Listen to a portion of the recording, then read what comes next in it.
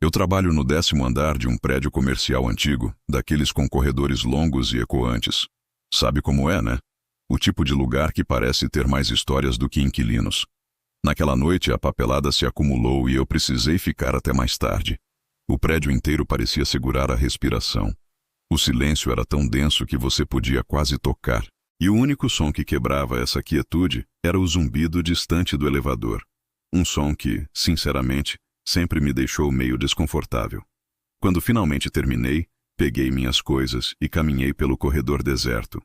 O som dos meus próprios passos parecia alto demais. Cheguei ao elevador, apertei o botão e as portas de metal se abriram com um rangido cansado. Entrei, sentindo aquele cheiro familiar de metal e produto de limpeza. Por puro hábito, olhei para o grande espelho na parede interna. Meu rosto parecia estranho sob a luz fria e branca da cabine. Pálido, quase como um fantasma.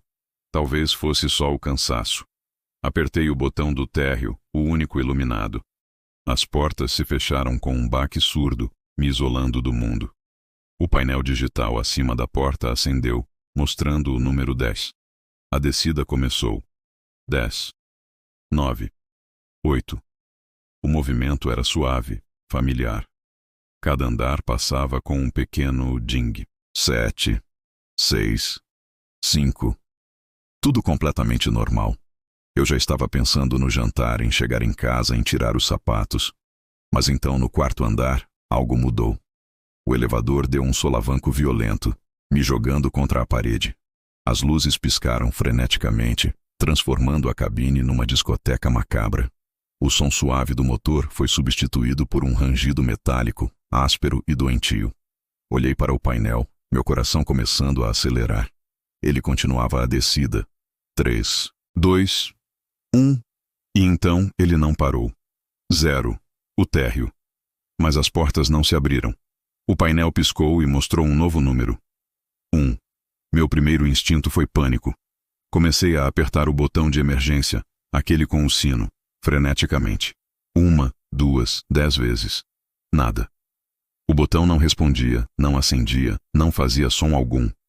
Era como apertar um pedaço de plástico morto. O elevador continuava sua descida implacável. O painel digital contava os andares negativos como se fosse a coisa mais normal do mundo. 2, 3, 4.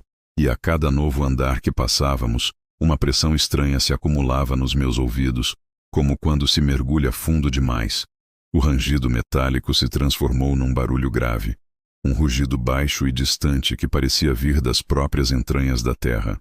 Com o coração na boca, olhei de novo para o espelho, buscando algum tipo de normalidade no meu próprio reflexo. E foi aí que o terror realmente se instalou. Por um milésimo de segundo, enquanto eu me virei, meu reflexo não se moveu. Ele ficou lá, parado, me encarando com uma expressão vazia, antes de se sincronizar comigo de novo. Gelei. Foi minha imaginação? O cansaço? Antes que eu pudesse processar, as luzes piscaram violentamente uma última vez e se apagaram por completo, me deixando numa escuridão total. O elevador parou com um tranco abrupto que quase me derrubou. Silêncio. E então, o som das portas se abrindo. A luz que entrou não era a do saguão. Era uma luz vermelha, pulsante e doentia. Do lado de fora, havia um corredor. Um corredor idêntico ao do meu andar, o 10º. A mesma tapeçaria gasta, as mesmas luminárias no teto. Mas tudo estava banhado nessa luz escarlate. E todas as portas, a perder de vista, tinham o mesmo número gravado na placa de metal. 404. Erro. Página não encontrada. Uma piada cósmica de péssimo gosto. O ar era pesado, imóvel. Um calafrio percorreu minha espinha. Sem pensar duas vezes, recuei para dentro da segurança precária da cabine do elevador. Apertei desesperadamente o botão do térreo, o do meu andar, qualquer um. Nada. Nenhum deles acendia. O painel estava morto. De repente, como se tivessem vontade própria, as portas se fecharam sozinhas, me mergulhando de volta na escuridão por um instante. E então o painel voltou a acender. O elevador tremeu e começou a descer novamente. 5, 6, 7. A cada parada, o mesmo ritual aterrorizante. As portas se abriam para um andar diferente, mas sempre errado. Um andar parecia um hospital abandonado, com macas viradas e um cheiro de antisséptico. Outro era uma floresta densa e escura, com galhos que quase invadiam a cabine. Silêncio absoluto em todos eles.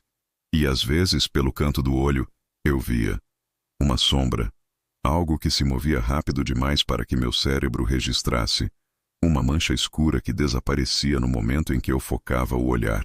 No andar 9. A porta se abriu para um corredor que parecia um túnel de metrô antigo, coberto de fuligem. E pela primeira vez não havia silêncio. Eu ouvi um sussurro, uma voz rouca, vinda de algum lugar na escuridão logo à frente. Já descemos demais. As palavras ecoaram no corredor e dentro da minha cabeça. Fiquei paralisado, tentando ver quem havia falado. Mas antes que eu pudesse sequer pensar em responder, as portas do elevador se fecharam com um baque e a descida continuou. Eu perdi completamente a noção do tempo. Foram horas, dias. A descida parecia infinita, uma tortura sem fim de paradas bizarras e vislumbres de pesadelos. Eu me encolhi no canto do elevador, abraçando meus joelhos, apenas esperando o próximo solavanco, a próxima porta se abrindo para o inferno. E então, depois do que pareceu uma eternidade, o elevador finalmente diminuiu a velocidade e parou suavemente. Sem tranco, sem barulho. O painel, que eu já nem olhava mais, acendeu com um número que eu pensei que nunca mais veria. 0. As portas se abriram. Era o saguão. O saguão do meu prédio. As mesmas plantas de plástico, os mesmos quadros com paisagens genéricas na parede, o mesmo balcão de mármore polido. Um alívio tão profundo me invadiu que minhas pernas fraquejaram. Acabou. Tinha acabado. Saí do elevador, respirando fundo o ar familiar. Mas algo estava errado. O silêncio era o mesmo daquela noite, mas agora era diferente. Era um silêncio pesado, imóvel. As poucas pessoas que estavam no saguão, um entregador, uma mulher esperando, estavam completamente paradas, congeladas no tempo, como estátuas de cera. E então, uma delas se moveu. O segurança que estava de costas para mim no balcão virou o rosto lentamente, com um movimento que não era natural, como uma engrenagem enferrujada. Ele olhou diretamente para mim e sorriu. Um sorriso largo demais, que não alcançava seus olhos vazios. Atrás dele, ouvi um ding.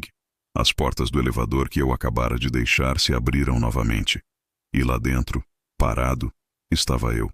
Ou melhor, uma versão de mim, pálido, com os olhos arregalados de terror, exatamente como eu me vi no espelho antes de tudo começar.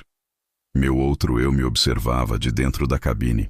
E antes que eu pudesse gritar, antes que eu pudesse sequer processar essa imagem final de horror, ouvi a voz metálica do sistema do elevador tocar uma última vez, anunciando sua próxima viagem. Subindo. Obrigado por me acompanhar nesta história. Se você gosta desse tipo de conteúdo e quer ver mais, não se esqueça de deixar o seu like, se inscrever no canal e ativar o sininho para não perder os próximos vídeos. Até a próxima!